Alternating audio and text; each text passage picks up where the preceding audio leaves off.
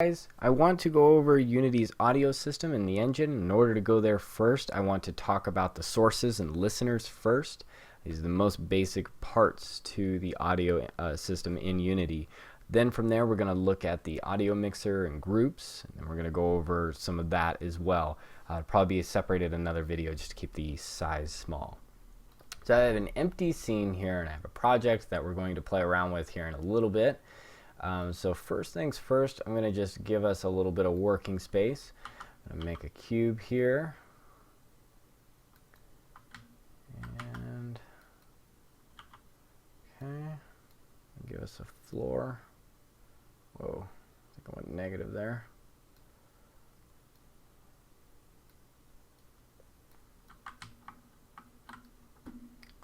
All right, that's better.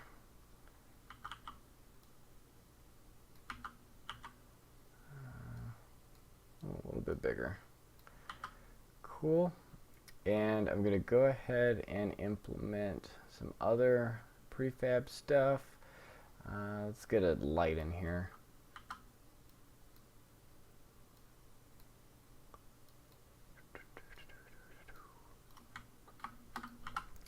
Alright, and I need a camera. Usually the camera is already in here when you open up a new scene. I don't have one in here, so I'm going to go ahead and make the main camera.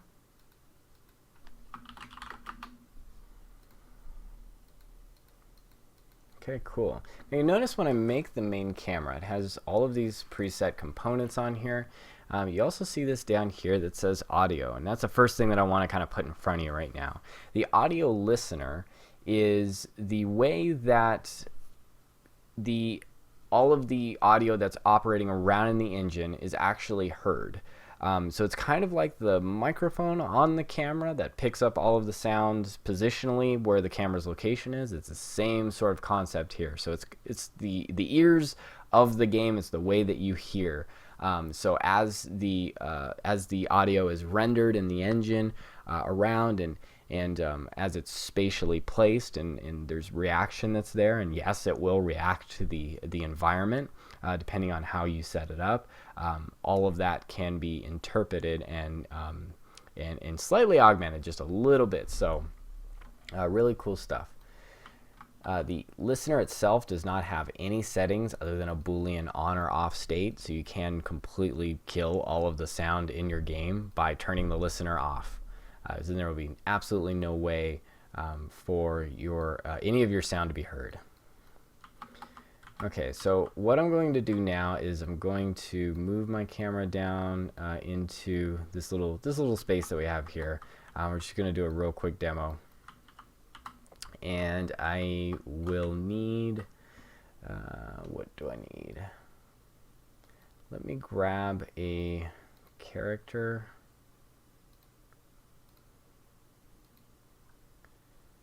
This will work. Success.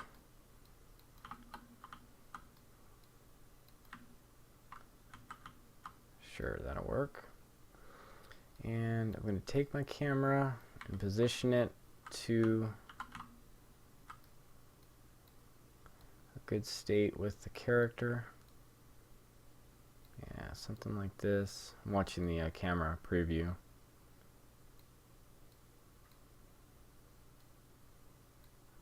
Yeah, that'll work.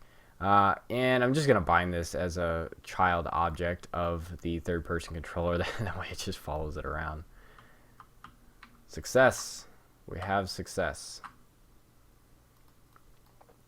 We're looking at gizmos. There we go. Okay, cool. So now that I just have my character running around inside of the scene, let me make... I guess, yeah, I could have used another prefab. The texture's missing on this guy. But no problem at all. We're going to make a cube in front of the player. Where'd my cube go? Cube is way down here.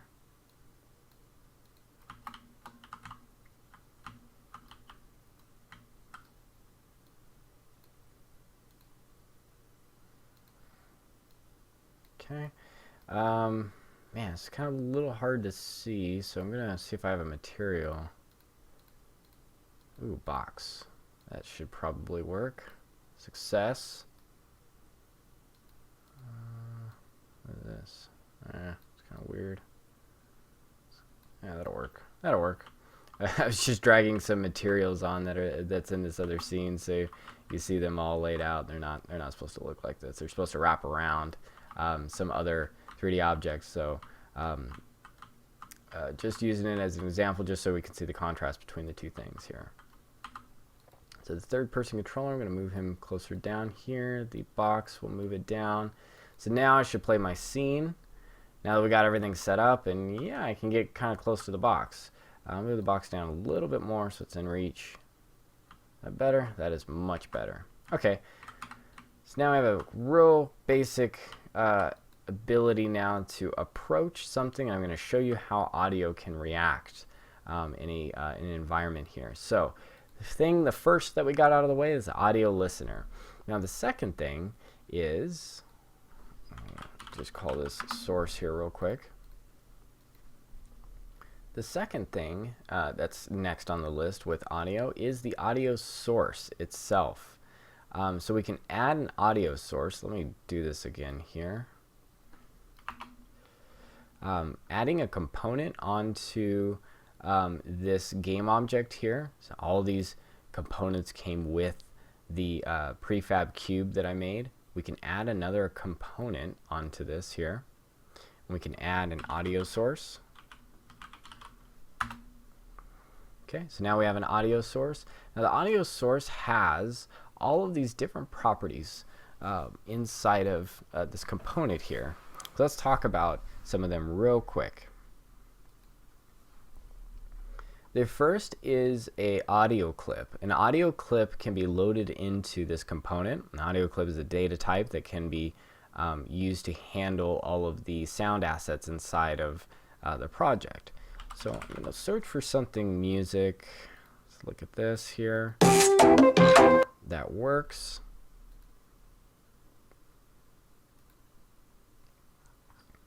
So I can load an audio clip based off of importing an audio file into the project, which I'm assuming you already know how to do. If you're not familiar with importing assets into the game engine, probably go back and review how that's done, but it's not anything crazy. It's literally dragging and dropping into the project, or you can go through a more formalized process with file and import. There may be a conversion that's done, but WAV, MP3, and OGG can be easily brought into the project, no problem, and that can be used to power the audio sources, audio clip regions here. So we're going to take this elevator music, and we're going to load it up into audio clip, which binds now that data type here to the instance of this asset here, this elevator music. So whenever you bring in an asset into the project itself, it will have some settings attached to it. There's the ability to handle this as just a mono track itself. So this is actually a stereo track. You can see channel 1 and channel 2 is representing the left and right channels of this stereo track. You can force that to just render as a mono track so that there's not the distinction between a left ear and a right ear. It's just the same signal across all sources. There's then this checkbox that is grayed out called normalize. The process of normalization is to take the peak. Well, there's two types technically. There's the RMS normalization and then there's the peak normalization, but it's to take some sort of transient point and bring that to a level that's designated, which is usually at Unity, not Unity the game engine, but Unity at the 0 top of the headroom on the decibel scale. So that it normalizes that audio at a consistent level all the way across. So too long didn't read is that this will take a lower volume and or lower amplitude file here and bring it to a higher consistent amplitude based off of the peaks, but it won't take the peaks past the point of distortion here. unless there was some sort of RMS way. RMS mean root mean square, and that is the consistency, the average of the amplitude, but that's not going to happen in this case. So hopefully that's not too confusing. If so, I can elaborate on that a little bit more if you'd like. Load in the background. So, and there's actually a helpful little box that pops up here too when you hover over these. So if you ever get lost, you can always hover them over them, and this little hint will pop up here. But it says when this flag is set, the clip will load in the background and won't stall the main thread. Can be used in combination with the preload audio data flag. So there is a way to condition certain audio clips so that in the event that the audio loading into memory and the process of loading that asset up into the scene is stalling, and it is contributing to the main thread lagging, it can delay that process of loading just a little bit so that it can execute the main thread, and it won't disturb that too much with any lag on getting that in. Preload audio data. Here, this flag is not set. The audio clip will first load its audio data when the load audio data function is called. Audio can be unloaded at any point via that unload audio data function call. So with this here, this would allow it to preload up here. Otherwise, you would have to specify when this is now loaded. Then there's this next box that's up here. And there are a few buttons here. There's this default button here. There's this web player setting button, and then there's this PC button. I'm trying to see if you guys can see this here. PC, Mac, and Linux standalone settings. What this is its target. So if you're doing a Unity build platform to web, you can override settings for web. These are all compression settings. For the most part, you're going to leave it at the default setting. And then there's different memory settings that you can select for these here. So in this case here with this elevator music, it's set to decompress unload. That's going to be the default setting. There's also the ability to allow this clip to be handled as it's always going to be compressed into memory, and it's always going to be sitting there. And then there's the streaming load type as well. Now with this streaming load type, the way that it's going to be doing is it's actually going to be streaming it back and forth, hence the name. So the default that you're probably going to be using throughout this course and so on is going to be decompress unload. But as you start to work with more restrictive platforms, you will need to evaluate what you need to be doing as far as memory handling and things like that. And there's different ways that you can optimize the way that your audio is loaded in and out, because audio can get expensive. Just like art is expensive, audio can get expensive, physics can get expensive, and all these little things add up. And sometimes they just exceed the hardware requirements for some of the platforms that you'd be developing for. So you have to get a little tricky with the way you handle memory and things like that. So that can be started here and then handled a lot differently depending on what you choose. And you can also back up the methods of how memory is handled with audio with code as well. So more on that later. That's a little bit more of an advanced topic. Compression type, there's PCM, which actually stands for pulse code modulation. And there's Vorbis. And there's 80 PCM, so 80 pulse code modulation as well. Vorbis, the OGG Vorbis is going to be the compression format that it's going to be set at automatically. So even though this is a wave, we're going to pull it in as an OGG Vorbis compression format into this here. There's a quality slider that's here where we can degrade the quality of this file in order to preserve the impact on the system resources that it's consuming. And sample rate, we have a way to preserve the sample rate, optimize the sample rate, or override the sample rate if needed. So we can change the sample rate if we do need to. Will you guys ever come across that? Probably not. But you can, depending on what it is that you're doing or how you are implementing audio into the project that you'll be working with, you might have to override some of these features here. So just want to make note of that. Going all the way back to, I'm going to revert all my changes to that. Going back to the audio source component. So we just talked that we can link the data type audio clip, which is going to handle any of our audio assets that are in the project. We can link our audio clip with an instance of a clip to play that's bound to this component, which the component then is bound to this game object, which is just this cube. Okay, so I've attached an audio source onto this now. So now you're going to see a little speaker icon here. So remember, the camera has our microphone. This is a little speaker, and as it gets closer, you could hear the 3D properties come into effect to where it will automatically handle distance and the hearing perception off that. For 2D things, you also can select it so that if it exists in the scene, you hear it. You can also pan it left or right, so it's just a 2D sound. Okay, so it's how all of the 2D side-scroller types of games handle their audio. Anything that's 2D will not have those 3D properties.